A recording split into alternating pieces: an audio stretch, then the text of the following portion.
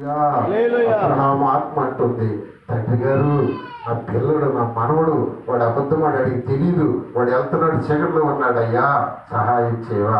Okay Abraham, నిన్ను బట్టి నీ విశ్వాసాన్ని బట్టి నువ్వు నాకు లోబడిన దాన్ని బట్టి ఈ బిడ్డను ఆశీర్వదిస్తాను అన్నాను, నేను లైవ్లోనే ఉన్నాను, నువ్వేం కంగారు పడబాక అబ్రహాంతో చెప్తున్నాడు. అబ్రహాం ఆత్మతో చెప్తున్నాడు, విశ్వాసంతో చెప్తా ఉన్నాడు. నా ప్రియమైన తల్లి, నీ మనవళ్ళు లోకములు పడ్డారేమో, నీ కొడుకులు ఒకవేళ చిక్కుల్లో ఉన్నారేమో, భయంకరమైనటువంటి వ్యసనాల్లో ఉన్నారేమో.